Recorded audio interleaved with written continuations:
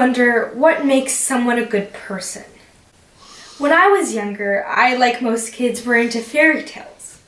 Fairy tales have a clear distinction of who is an antagonist and a protagonist. Little Red Riding Hood was a good person. The wolf was bad. Cinderella was the kind, good protagonist, whereas her sisters were evil. But in real life, the distinction is not so clear, as in the play Macbeth, written by William Shakespeare. Macbeth is an antagonist, and Macduff was a protagonist, saving Scotland from a tyrant. But it's more complicated than just that. Are protagonists good people generally? Are good people born that way, or can people grow to be? Does that question embed an assumption that good people do good things? And to lead with the thought that good people do good things, no one can be classified as a good person because no one is perfect. And yet again, what are good actions? Good actions help to benefit the whole community positively. But what if that community is bad overall, filled with bad people? You see, this can lead to a string of intangible questions with the basis that good people do good, and the good is done by the good. Given the defeat of answering these questions, I went to separately analyze good and bad actions. What leads people to make bad decisions, given that no one is definitively good or bad, with the example of Macbeth? Macbeth was an ambitious man, and his character was outlined in the beginning as brave Macbeth who saved Scotland from rebels, and he was full of milk of human kindness. Eventually, he was hated by the whole entire land of Scotland through a series of events. To quote Lennox in Act 3, Scene 6, he refers to Macbeth's banquet as a tyrant's feast. Macbeth's downfall snowballed from a choice of unchecked ambition, the first one being King Duncan's death. Throughout the whole play, Macbeth's moral conscience is nagging him to do the right thing.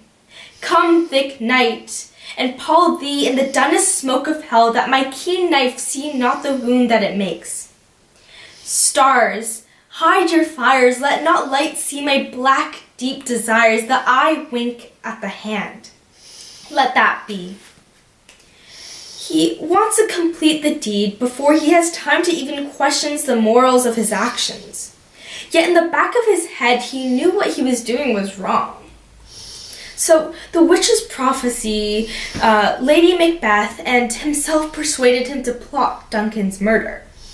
Macbeth believed in the witches. He loved his greatness partner so much, and he became obsessed with power. And Lady Macbeth questioned his masculinity. When you don't do it, you were a man, and to be more than what you were, you would be so much more the man.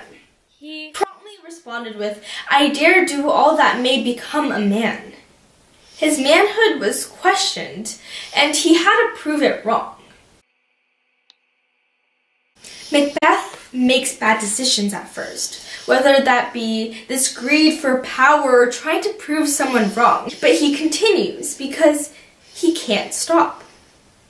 Macbeth has already followed through with his plan, and it seems like he already killed King Duncan, so his destination in the afterlife has no more risks. So, to be thus is nothing but to be safely thus. Macbeth killed Banquo because he was a threat to his power and safety at that rank. His one actions at fault led to a whole series of others needed to be done, all because of unchecked ambition. Macbeth failed to do something good because he was blinded by his selfish desires like power.